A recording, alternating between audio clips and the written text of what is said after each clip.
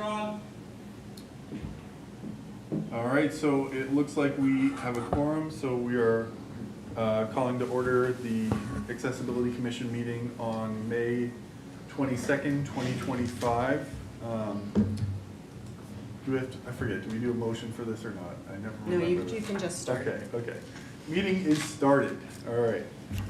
So welcome everyone. I hope, the beautiful weather, was enjoyable on the way here. So first we have the meeting minutes approval. I literally just looked at my notebook and I was like, oh look, I took minutes.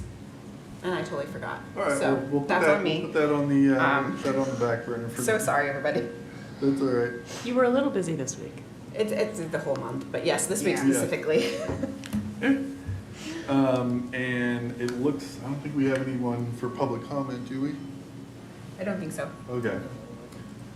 So the next thing is the ADA/SETP plan. So if you want to kind of just lead us off, Karen, just with how you reached out to me about it. I looked into, what that would mean and thought we should start with a self-evaluation transition plan. But what I discovered was, according to the MassGov website, that Danvers actually was a recipient in fiscal year 25. But there doesn't appear to be any active SETP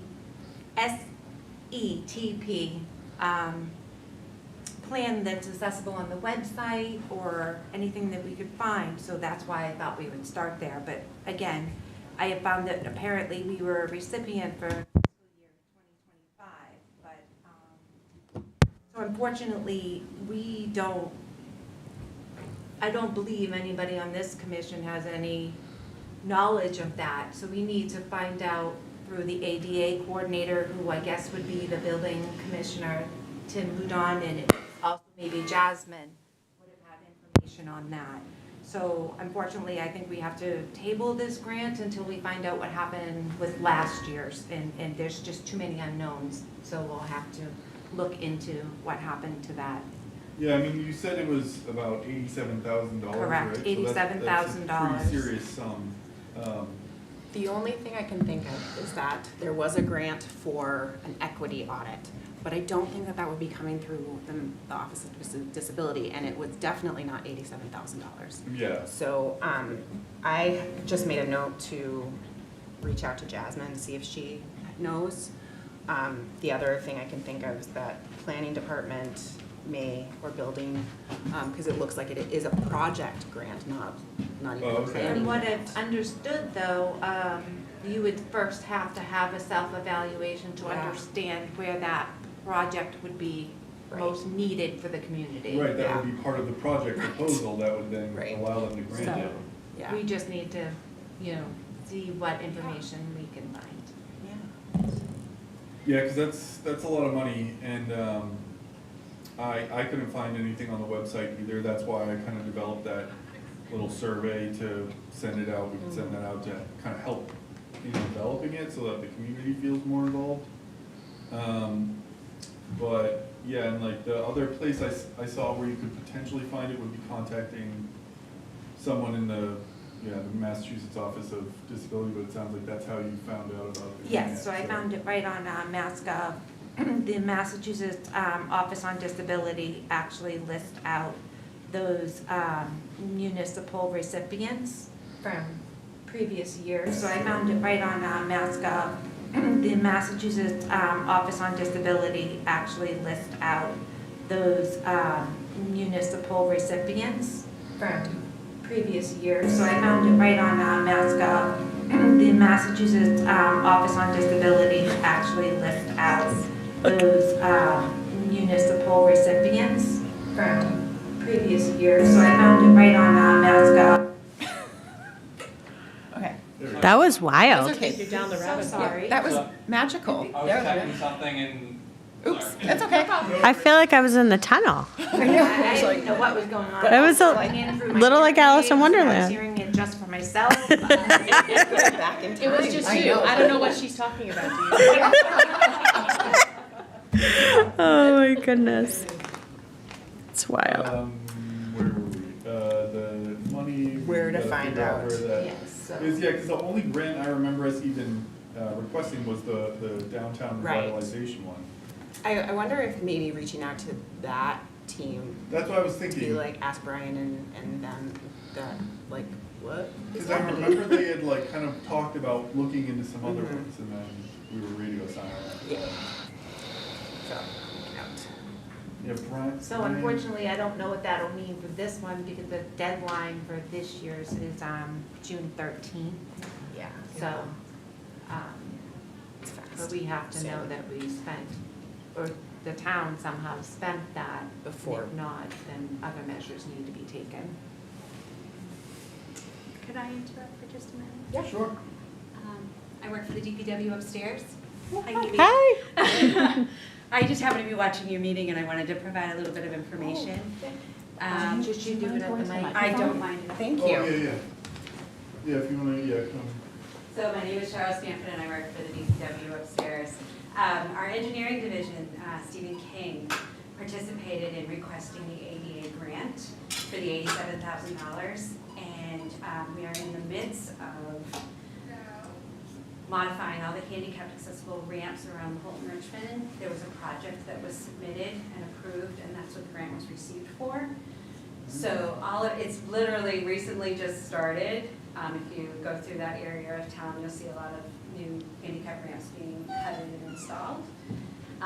And that was the process that was approved for that grant. So does the town actually have a self-evaluation transition plan that you are aware of? I'm not personally aware of that. I would reach out to Stephen King, and Sharon Clement also was involved in writing the grant request. Okay. And they could probably provide some additional information for you guys. Oh, And cool. as the process continues, we'll be happy to share that with you before. And we're looking forward to some good after pictures, so Awesome. we can also provide that information for you. Yeah, we would love that. Absolutely. Thank you so much for your information. Yeah. No, this was fantastic. Thank you. She probably heard me echoing in her head. You were having a little audio. Thank you. That was perfect time. Yeah. All right. Okay, that was Well, we easy. have a little more information. That off. Thank you, Cheryl. All right, next item on the agenda, what do we got? That would be me.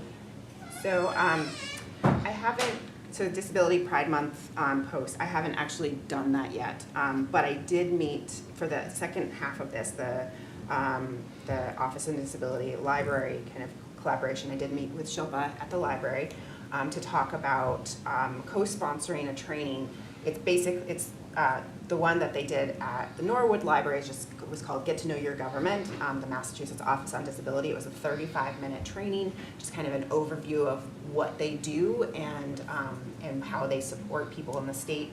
And so it would be online entirely, so it's accessible to anybody, but then co-sponsored with us, and so we could help with letting, publicity. And my thinking is that if we schedule that for in July, then that could be part of what we do for Disability Pride Month and share the information, kind of like facts and figures on social media posts, and also, did you know that this office existed? We're hosting this event. Cool. So, because it's a short thing, we are talking about possibly having it be like a lunchtime event so that people can attend during lunch, and then it would be recorded, then they can watch it whenever. But Shilpa's gonna get a little bit more information, and I will keep everybody informed. That's great. So, oh, and then Luke's wants me to. I just spoke a Yes. refresher about where did we leave on the project last time? I don't even remember. Just that we wanted to do it. We didn't talk anything. Not anything specific, Oh. no, kind of, the idea of maybe using, statistics, kind of the 1 in 5, Yes. but that type of stuff. And having them be posts that we can send to the town and have them just kind of be in the hopper and ready to go in case they have spots where they don't have, anything going. And when do we plan to get that information? I'm Like, gonna, what do you think is a good deadline? my deadline for myself is the first week of June. Okay, I'm adding myself.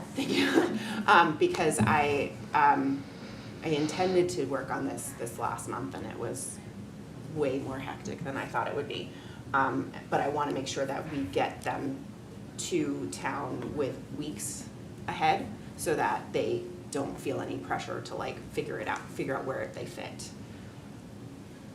And I can easily whip up the visuals for those Cool. for social media, no problem.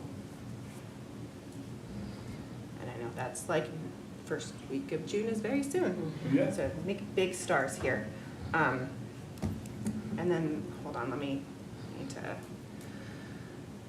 for the other part of the library, this is more just informational.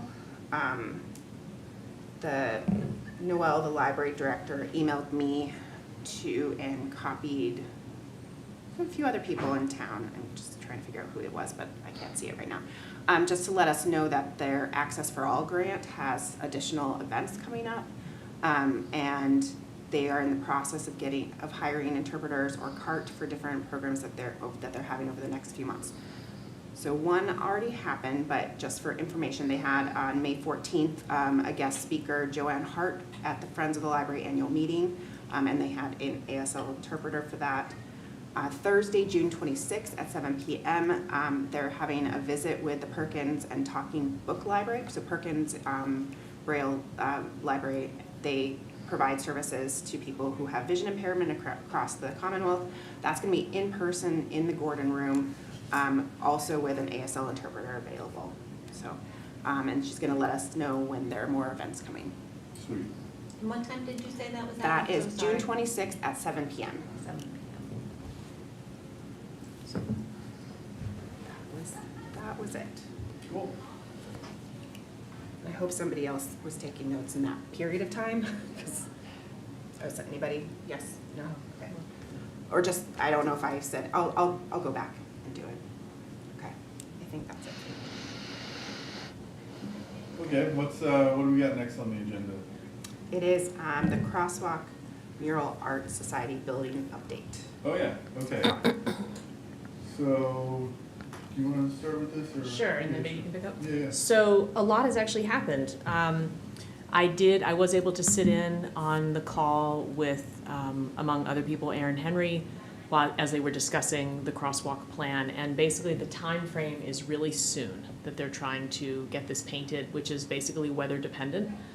They said they really need to get it painted before mid-October due to temperature.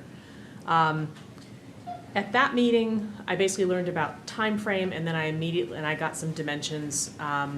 They gave me some thoughts on different materials, but that was sort of where things ended, because there were a lot of questions. For example, who was going to be paying for the materials if it was going to be going through the art department? The budget for the crosswalks and the maintenance of the crosswalks is through DPW.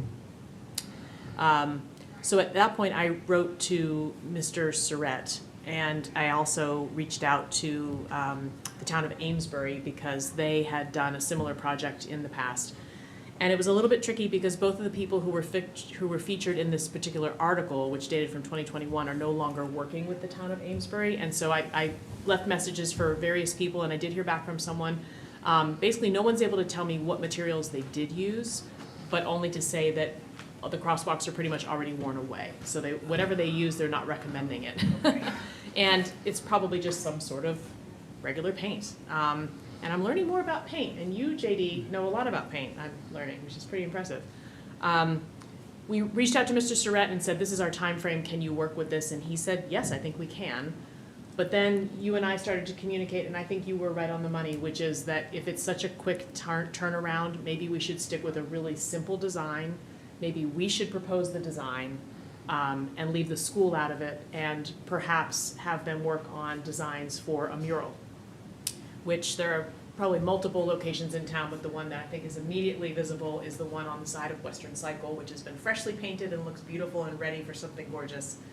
So Mr. Surratt was on board with that as well. I haven't heard back from him since then. I did reach out to him again to see if he had pursued anything regarding the mural project. I didn't hear back. My guess, I have no idea if this is true or not, but my guess is that since this is the end of the year and things are probably very crazy, that since the time crunch was no longer there, that he's probably tabling that for another time. And then you did a bunch of other research and communication as well. Yeah, so I did a lot of research into the paint and how that would work. So the stuff that they were using was probably just regular paint, and because that's such a high traffic area for both foot traffic and car traffic, you need something that's both, safe for people to traverse in all weather, but also is really simple, because it's gonna have to be this stuff called preformed thermoplastic, which is essentially made beforehand and then almost like heat fused to the pavement. And it's really, it's kind of just built for like reflectiveness and visibility, so it's really just a two-tone thing. So I was thinking of, why don't we just simplify the design to like some simple accessibility related like icons, like, like a bike and a chair and, a walker, stuff like that, like stuff that can be really simple, like that probably already like simple icons exist for. And then we have just two tones. That's gonna be the brighter tone or the icon, so that they reflect and are visible on a darker background.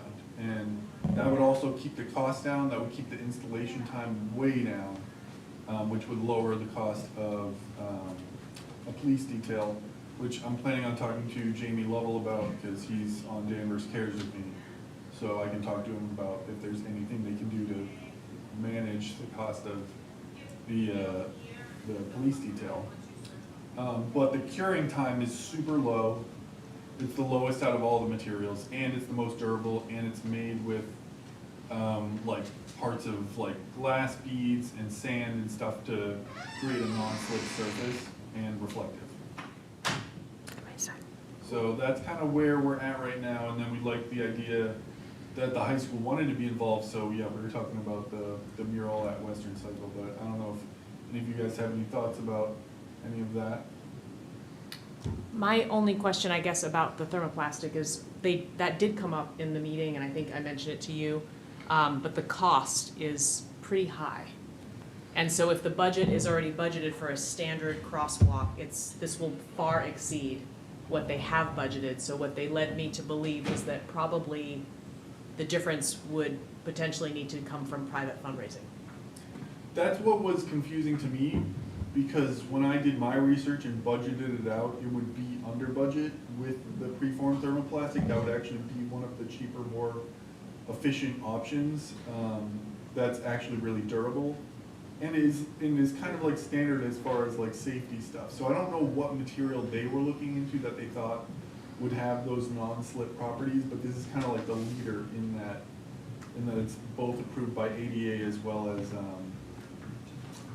can't think of what the name of the other organization is, but it's kind of like the top one as far as accessible crosswalks go, like safety crosswalks go, and is like bright and reflective. So when I sent that to Aaron Henry, he seemed like this was new information to him. And so I was kind of waiting to hear back from him, but he was trying to get that into the meeting.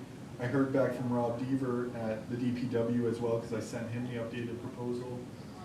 And he said he would get back to me because they're having a meeting. I offered to show up at the meeting, but I didn't hear back. So that's kind of where we're at right now, but I figure we just kind of talk about, maybe nail down the design tonight, at least like the idea behind the design.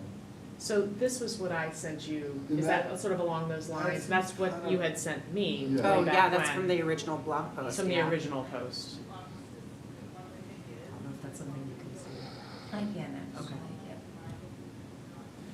And I Something figure, like yeah, it's something like that, like, maybe we don't have those cross lines just to simplify it even more, and we just have them going in two different directions, like, one going like 2 lanes in a row, keep it really simple. We got, a bike icon, a chair icon, a cane icon, or a walker icon, like a person with a cane.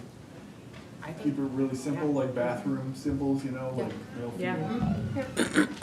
I think that's fantastic. I love the idea of the thermoplastic too, because the Pride crosswalk has really worn Oh, very yeah, quickly. I saw that, yeah.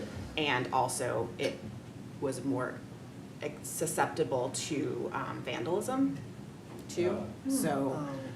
And that's a really low traffic area Yeah. too. Yeah. relatively speaking, Yeah. in comparison. Oh, absolutely, yeah, definitely in comparison to that, just as far as, you know, it would be a bummer to put that up and just have Exactly. it disappear in like a year. Yeah, no, thank you for all the work you've done, both Yeah, of you. no, I mean, it's something we care about, you know, it's something we like, so it was easy. And I'll work on a mock-up then, if we're all in agreement, kind of about the idea. Do we have any thoughts about colors? I mean, I liked the blue and yellow, I thought that was nice. The Yeah. Danvers colors are kind of blue and white, but Yeah. that's very, Still contrasty and visual, you Yeah. know? I thought about the Danvers colors as well, kind of, you know, looking into that part of the community, but thought about the contrast as well. but there will still be 12-inch white stripes on the Yeah. outside, that's required, so the white would be there. Exactly, it kind If of we plays wanted into to- it. So I think that's Yeah. the easiest sell too, honestly. All right, so I'll whip up a mock-up, and you have the dimensions for that, right? Sort of. So, sort of. I Yeah, mean, we still don't know the exact width of the street. At least I'll have an idea of like the ratio to some degree. Yeah, it's 8 feet wide, and other than that, it's just the width of the street. Yeah, and it can even be a pattern, so if we cut it at a certain point, like it could be a forever pattern, so they just lay out whatever section of it they want. Okay. But as far as how the preformed thermoplastic works is it's all made at the place where it's developed and then brought there and kind of just fused down. Oh, do they roll it? Like it I'm not rolled actually up? sure, to be honest with you. There's only, if it's the same thing, is this in Durablend? Is this what we were talking about? This is different from the Okay. Durablend. There's specific installers, I guess, like for Durablend, which is one product, there's only one installer Oh, and that's in probably why Massachusetts. it's expensive. Yeah, I think that's part of it. I would love to be able to watch it. Yeah. I know, Like, right? depending on what time of day they do I it. definitely have like an image in my head of how it works. Yeah. but I don't know if that's accurate at all.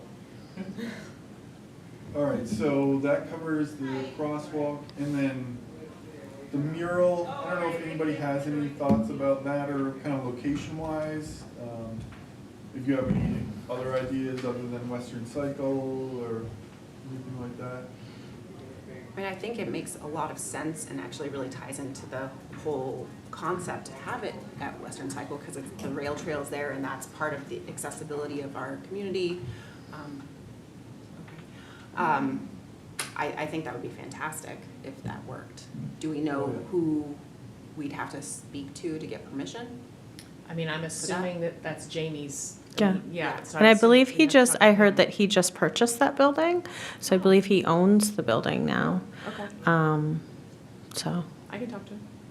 Jamie is the Owner. owner of Western Cycle? Yep. Okay. yeah. Cool, yeah. I feel like, yeah, he'd probably be down, I don't wanna speak for him, but, Well, in a, possibly a thing that could help get him on board, having a mural there is, one, it's a great draw for the company, but he can't put something up that advertises his company, because then it's a sign, not a mural. So doing something that is with the high school students and accessibility is a great way to highlight Western Cycle and talk about the accessible things that they do without it being a sign. Right. we can promise to have at least one bike. Exactly. Yes, Or exactly. It various could be types very of bikes. bike-centric. Right, Yeah. exactly. Cool, all right, so I think we're good as far as that goes for now, and that's gonna kind of be from the creative side in the hands of the school students, so, Okay. cool. Feeling good about that, can we move on to the next one? All right, what do we got next? Seen and heard, and Seen then and film heard. festival. Okay, oh yeah, so, seen and heard first. I had a great episode with Neil. That went up, I'm currently creating the clips to put that out. We had a very interesting chat, more about autism than about his visual impairment at all. So it was really kind of unique to hear a lot of the things he had to say about that and just how his experience has kind of molded him over time and just like some of the crazy things he's dealt with. So that's a really interesting episode if anybody wants to take a look at that. That could also be just something interesting for, I don't know if we have any kind of autism society around here that wants to screen something like that, you know, they would be more than welcome to do that.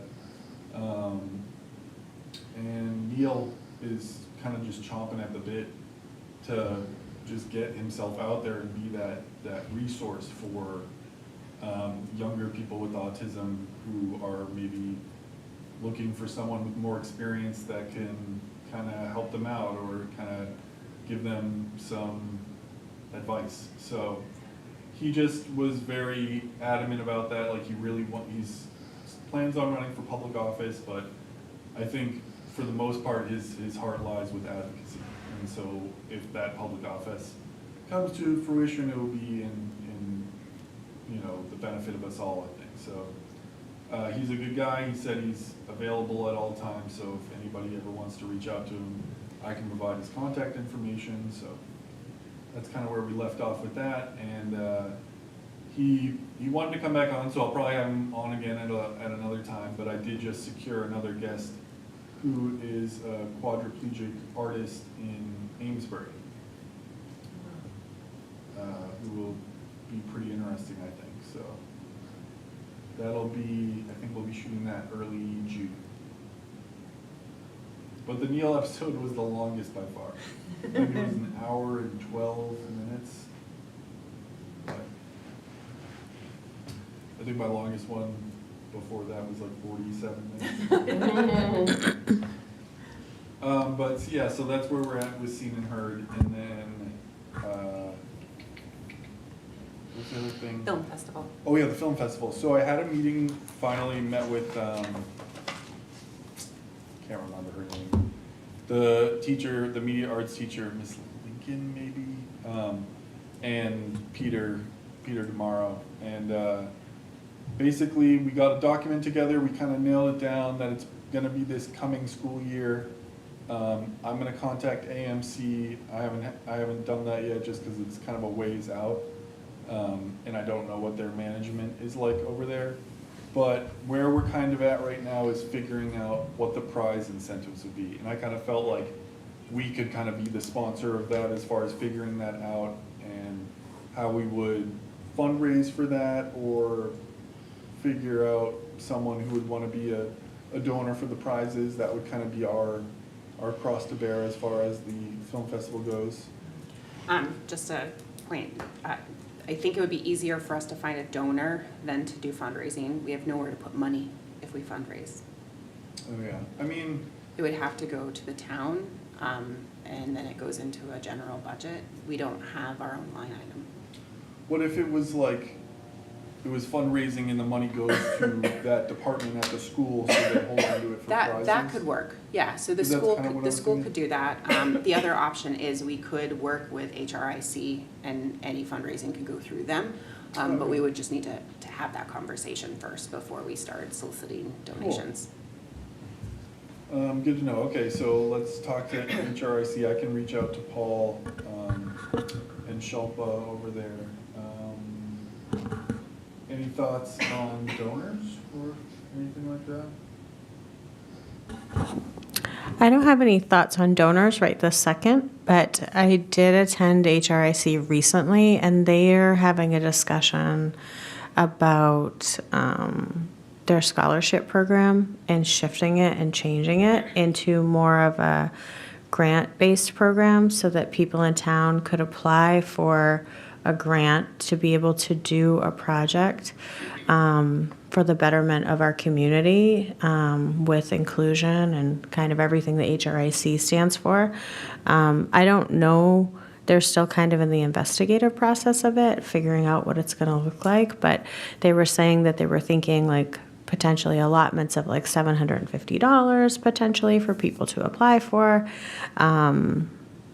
My brain started going thinking like, gee, I wonder, you know, I don't know if that's something that we would be able to apply for or utilize, but certainly, you know, thinking about what we're doing to propel forward, what we're doing to create inclusion, what does that look like? So I feel like that could be a great pilot for them, the film festival, for launching that. And it's not like we need that much money for the prizes for this, you know, it's like, I can't see the first place one being more than like $300 or something like that. even that's probably kind of high, but I don't know. I don't know if anybody, I wonder about too, like local businesses, like donating gift cards or, you know, things of that nature that could create a basket or, you know, donate to creating something like that. I think they definitely would if we could come up with a way to give them some sort of visibility. yeah, because it could operate like if other people want to stick their fingers in the pie and have like a raffle for people that are present at it for the benefit of something that's certainly within the bounds of it, I think. So I think, yeah, HRIC is great. I can reach out to them, so I just gotta think about what I have in my, so I'm gonna do the mock-up for the crosswalk and reach out to HRIC. Oh, and the social media posts. Yeah. Okay. And I promise I'll have meeting minutes with a call to action in them, so you will know. Okay, cool. And, all right. Anything else, any other thoughts? Next is new business. New business. There was something before. Oh yeah, new business. Let's talk about the survey. So, as far as the survey itself, that was my just kind of attempt at, you know, kind of breaching the idea of what are barriers for people in the community and getting that out to them. So, I don't know if any of you have thoughts on it or any edits we should change, remove, add, how you think we should get it out there. Is this something that could be posted by Jen Breaker? I assume so. I think that just from a like political process kind of standpoint, we probably want to, before we say, hey, we have this thing we want to send out, just kind of check in and see what type of data has already been requested. I know that the transportation, that team, when they did the focus group, they were thinking about those questions. So just kind of making sure that we're not duplicating effort. I haven't seen anything, but who knows if it is. But I don't see a problem. They may want to, there may be a desire from the town to use their system for that survey. The challenge then is getting access to the results, because I've never gotten access to the survey that we sent out to other accessibility commissions. So I personally think it's better to leave it in Google so that you can take the data and manipulate it and look at it. Oh yeah, But I have another sheet that collects all Yeah, that data yeah, and organizes right. it great for us. So. Exactly. And gets the email addresses and everything. Yeah. So. So, but yeah, I think we would need to have a conversation with town people. And maybe this is an opportunity to meet the new town manager too. Yeah. Oh, that was the other thing. I did want to set up a meeting. Yeah. About, I feel like there was something specific I wanted to do there about. No, I can't think of it off the top of my head. But good for us to have that relationship anyway. And then another kind of, well, anything else on the survey at all, or? I gave feedback. I thought Oh, yeah, the survey yeah. was terrific. I think to me, what I would love to focus on most, just because I think the content that you created is really sort of all-encompassing and I think will generate useful data, is how we get it out there. So Yeah. I'm not sure, if we give it to Jen Breaker, what does that mean? It gets on social? Probably. Okay. That seems more valuable to me than just putting it up on the website. Yeah. I feel like Yeah. it just gets No. lost and Oh, no one will absolutely. know, and I Yeah. just think it won't Right. have capacity. No, absolutely. And I think that then we would need to look at our own kind of networks and where we could get the link out, either on social media, but also in other organizations, email newsletters possibly. So, yeah. I was gonna Like do the a senior Danvers center. daily too. Yeah, Could we generate like sorry, Yeah, we can generate a QR code, no problem. maybe it could be posted at the library? Yeah, totally. Because I mean, I love when they have the posters at the library, and I just always take a minute and look there, and if you could just scan your phone and then, I think a lot of people would fill it out while they're there. Maybe. absolutely. Well, and other, we could, businesses in town, doctor's offices in town, see if And they. also schools. And the schools, Schools, the school, absolutely. superintendent would probably put it in his, Oh, yeah, I'll talk to weekly, Dan. yeah. Oh, yeah. That's a good idea. Will you just write down, Yeah. yeah, Dan Bauer and, what's her name, Cahill? Jill Cahill. Jill.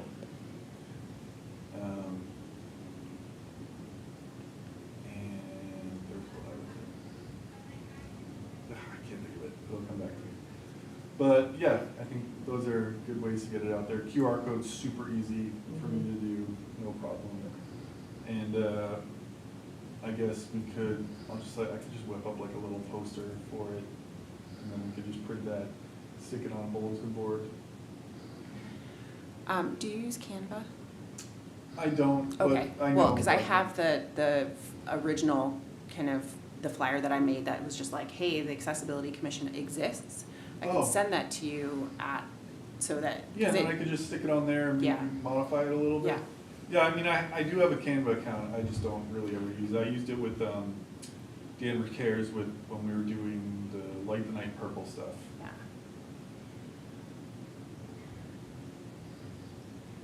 And That way, then- if you don't want to have to start from scratch. Yeah.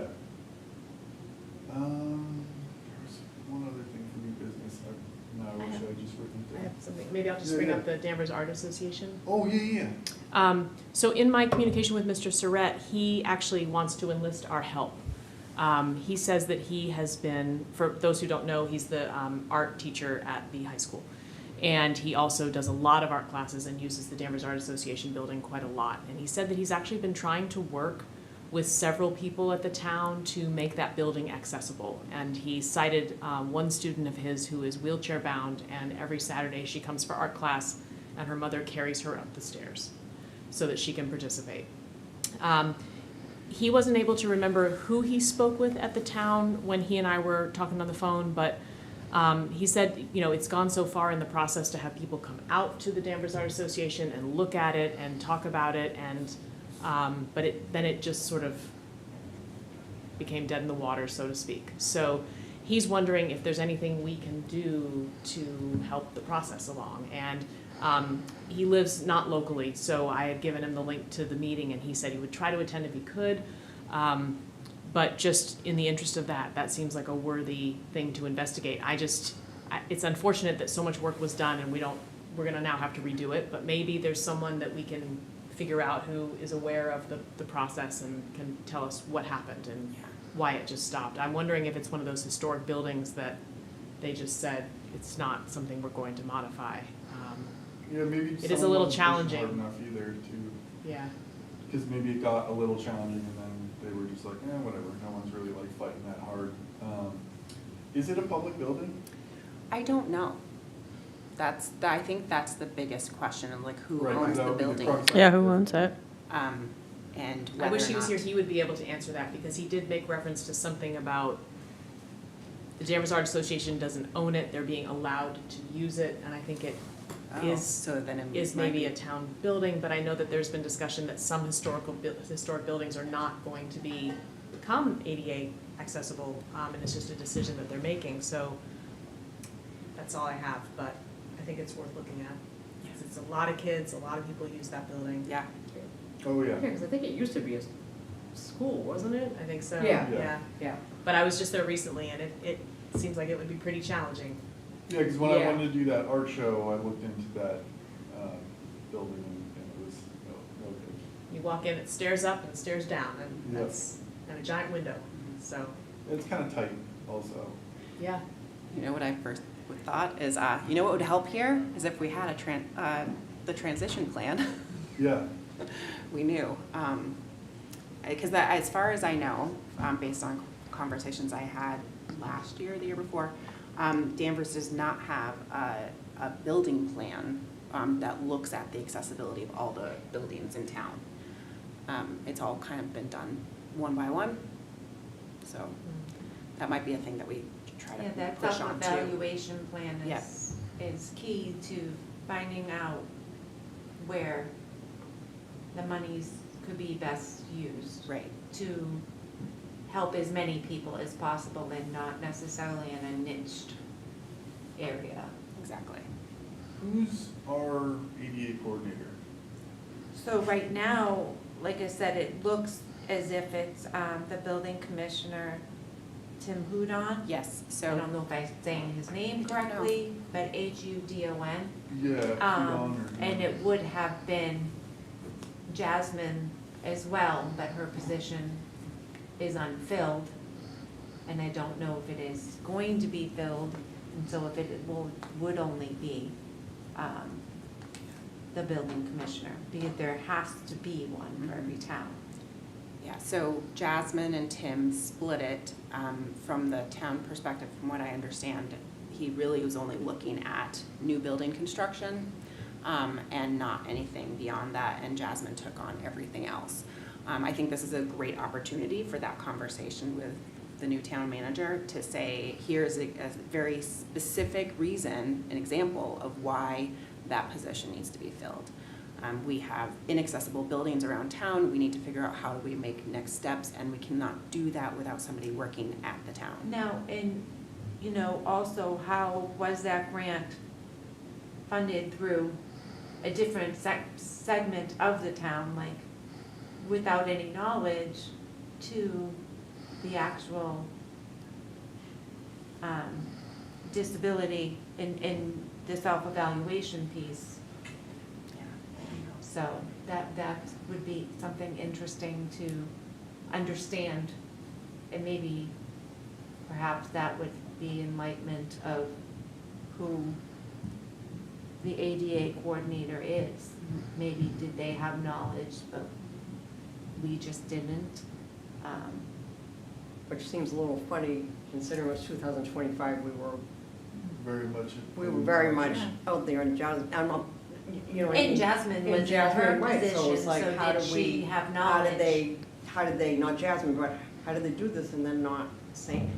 How did we not Yeah. know? How do we not know? How do we not know? Right. Exactly, that was, I guess, my, Well, I guess that kind of leads into this, when I had Gardner on the show, he said he would be our liaison for us, so he could potentially be that person that bridges that gap, that communication break that we have right now. I mean, obviously, I'm gonna strive to get these meetings because it's important for us to have that direct line, I think.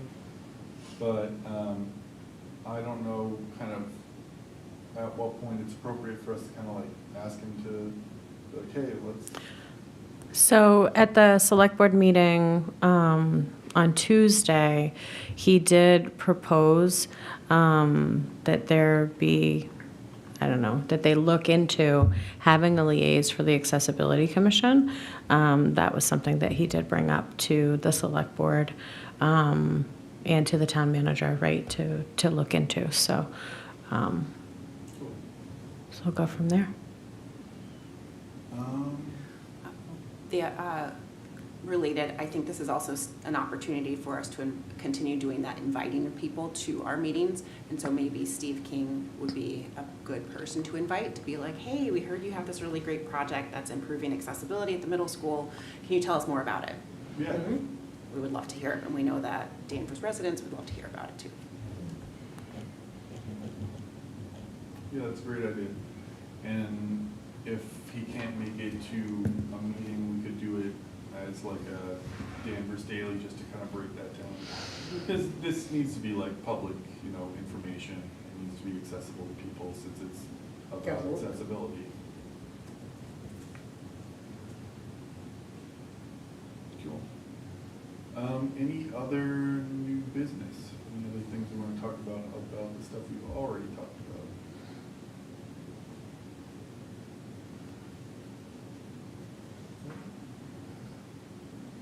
Just hoping I wrote everything down. Well, I guess in that case, do we have a motion to adjourn a little early, or? I would move to adjourn. Okay, do we have a second? second. Okay, all in favor? Say Aye. Aye. All right, well, that concludes our meeting for May the 22nd. 6:48. I feel like we covered a lot. Yeah.